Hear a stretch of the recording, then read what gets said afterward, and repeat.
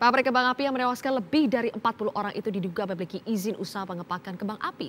Namun nyatanya, pabrik itu justru memproduksi kembang api dengan bahan peledak tanpa pengamanan yang memadai. Benarkah pemerintah setempat mengeluarkan izin usaha tanpa melakukan pemeriksaan terlebih dahulu?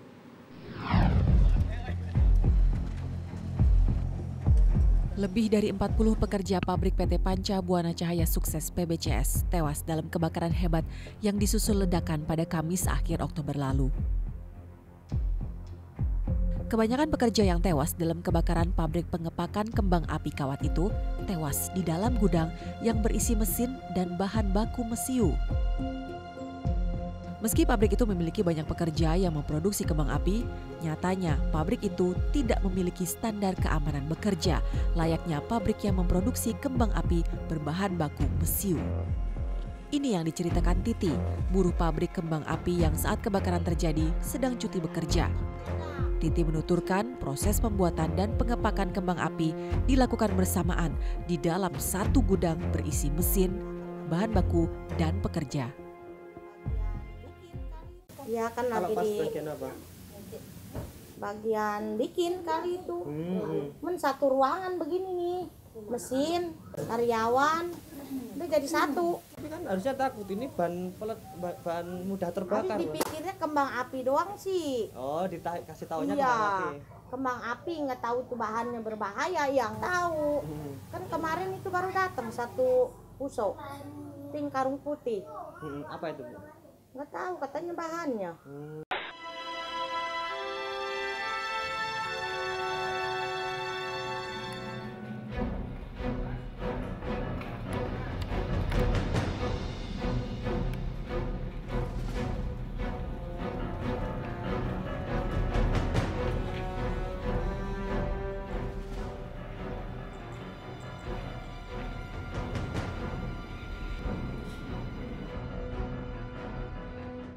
Kan Fit, kamu ketika di sini, kamu berlari kemana?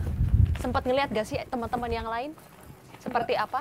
Juga ngeliat ya, saya melarikan diri sendiri aja gitu ya, selamatkan diri sendiri. Ada kenalan Fitri di sini? Nggak terlalu banyak sih, Bu. Fitri sudah berapa lama kerja di sini? 1 minggu. Baru 1 minggu. Oke. Fit, kamu di sini terus kamu lari kemana, Fit? Langsung lari ke samping ya, samping sini. Sampai situ? Dan obat-obat ya. Ini belum terbakar? Belum. Oke. Karena masih di situ apinya Api masih di situ? gede. Tapi sudah panas sekali? Pas banget. Makanya saya langsung kena api ini. Sembur gitu, Bu. Kesembur? Oke. Kamu lari ke situ? Dari samping saya Ini sudah pada runtuh belum? belum. Belum ya. Sini. Semuanya terjadi begitu cepat, Fit? Hitungan menit? Hitungan menit. Baunya seperti apa, Fit? Udah kamu sesak? Sesak banget. Ya, sesak banget. Fitri lari ke sini. Oke. Semuanya berusaha untuk lari lewat sini ya, Fit ya? Kamu tahu ada yang menjebol di sini itu saat kapan? Sebelum saya keluar, belum ada yang jebol ini sih. Belum, baru asbes, ada seng gitu ya. Tapi kamu sudah lihat ada yang berusaha menjebol itu? Iya. Karena teman-teman juga sudah lihat, makanya mereka berusaha keluar dari sini ya? Oke. Itu personil Brimo, Pak ya? Iya, Mbak. Jadi ini kan yang dijebol terakhir ini kan adalah pintu temboknya tembok beton. Jadi di dalamnya pun ada kawatnya. Nah, beberapa personil dari Polsek, dari masyarakat, Brimob semua itu mereka melakukan evakuasi mana yang posisi yang bisa cepat untuk menyelamatkan. Di atas itu dilihat adalah seng. Oh, iya. Makanya sengnya didorong, dijebol, dihancurkan, di dalam dikasih tangga. Evakuasi pertama sebelum tembok ini hancur itu sebagian lewat atas. Jadi Lewat naik tangga atas. loncat. Makanya si Fitri ini jatuh juga sempat jatuh ke bawah juga dengan kondisi luka ya, Fitri ya. Oh, Fitri, tunggu. Setelah Fitri lari, itu langsung bisa ke atas itu atau gimana ceritanya, Fit? Langsung ke atas. Kamu gimana? Pas kamu lari, lihat tangga, kamu langsung naik atau apa? Ini kan ada kolam. Atau Fitri sempat Nyemplung dulu. kamu nyemplung? Nyemplung dulu. Ya. Kamu nyemplung dengan ada siapa aja? Ada berapa orang nih di 6 sini? orang. 6 orang di kolam ini ya? Ini kolam apa, Fit? Ini Kian gitu ya. Oke. Jadi sambil menunggu itu dijebol, Fitri dan 5 orang lainnya nyemplung ke sini ya. Oke. Setelah itu, Fit? Setelah itu saya langsung naik ke atas, manjat, langsung keluar. Pakai tangga? Enggak, Nggak ada tangga? nggak ada apa-apa. Pokoknya di sini nggak ada. Ada bolongan kecil ya, buat jempol saya untuk naik. Jadi saya langsung naik, Jadi manjat. kamu manjat beton ini? Iya. Oke. Banyak juga yang manjat lewat situ? Kemungkinan sih, yang bareng saya mungkin dia naik ke sini. Gitu, saya mau nggak tahu. Terus Fitri jatuh di luar? Jatuh. Ada orang sih yang anggap saya gitu.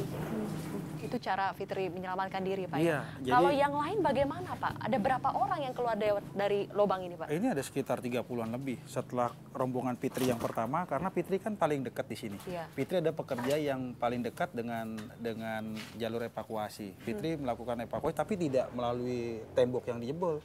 Pada saat tembok ini dalam proses penjebolan, sudah ada beberapa anggota polisi di luar untuk melakukan proses penjebolan. Fitri naik ke atas dan loncat. Di bawah sudah ada yang menunggu untuk menyelamatkan Fitri. Fitri loncat, di bawah diselamatkan. Dalam proses penjebolan ini, pada saat ini jebol dengan itu Mbak lihat bisa ada besi itu. Jadi bukan hanya beton aja ini. Ya. Nah ini tembok beton ini ada besi-besinya Ya. yang memang menghambat untuk proses penjebolan.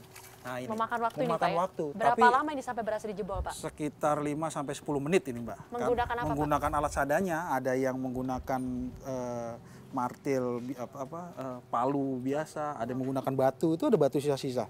Oke. Dan ada juga didorong pakai tangan semampunya, mereka bergotong royong untuk membongkar ini, Mbak. Karena beton terus ada kawatnya lagi ya. Nah, Fitri bukan bagian yang selanjutnya keluar dari sini, karena Fitri adalah kelompok yang evakuasi pertama, dia loncat ke seng ini. Paling pertama Iya, ya, Fit ya. pada saat Fitri dengar di luar ini, kan di dalam teriak ini, Mbak, minta tolong. Di luar juga ada, lewat sini, ini banyak yang teriak di luar. Jadi untuk mengkomunikasikan di dalam dengan di luar. Sebagian mendengar suara dari luar, berkumpul, lari ke sini. Nah, ini dalam proses mereka menunggu, selain kelompoknya Fitri 6 orang, ada juga yang nyebur di sini, menunggu antrian untuk ini dijebol. Setelah ini dibongkar, banyak langsung berlarian orang dalam keadaan yang luka, yang sehat pun ada, sekitar Pasti 30. sudah panas sekali, asapnya di mana-mana, panik lagi warga. Yang jelas sangat panik dan memang menurut keterangan saksi, saudara Fitri juga menyatakan bahwa panasnya luar biasa. Panas luar biasa Makanya ya, Fit, Fitri ini sebenarnya dia tidak kena api.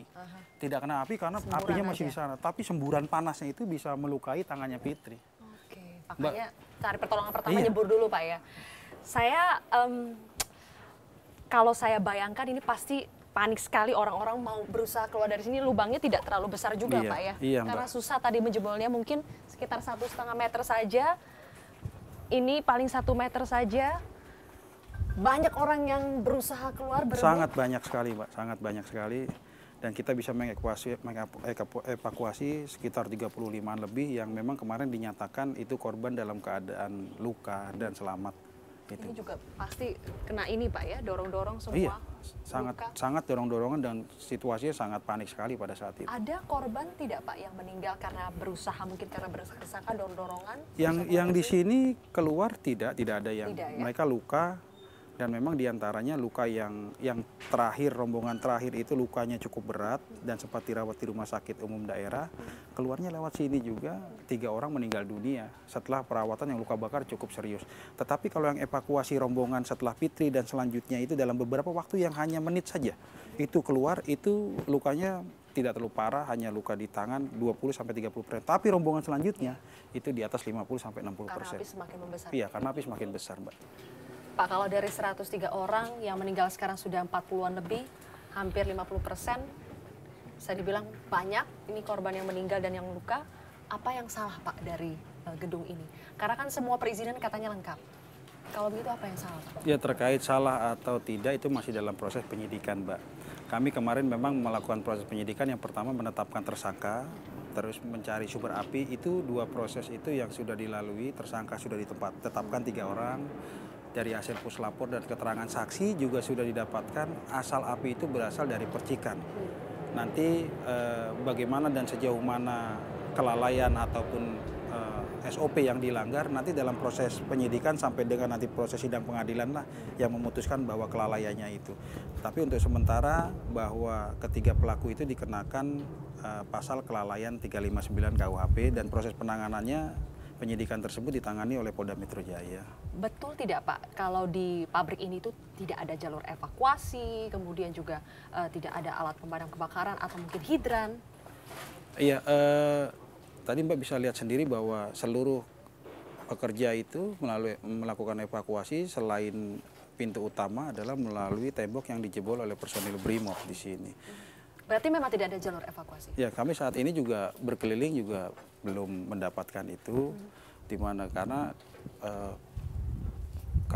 perusahaan ini adalah konstruksinya jelas seperti 1.900 meter itu dalam kondisi yang kotak, ini tertutup semuanya oleh tembok beton ya Mbak ya. Tidak dibuat emergency door gitu Pak ya? Memang kalau dari tempat utama itu ada pintu keluar Mbak, pintu keluar kecil tetapi masih dalam lingkungan perusahaan ini. Oke, baik. Berarti kita harus menunggu bagaimana proses pendidikan ini masih berlangsung. Terima kasih Mbak Pak Arif Siti. atas waktunya bersama kami. Benarkah pemerintah Kabupaten Tangerang mengeluarkan izin bagi pabrik kembang api yang meledak untuk beroperasi membuat bahan kembang api? NS akan membahasnya sesaat lagi.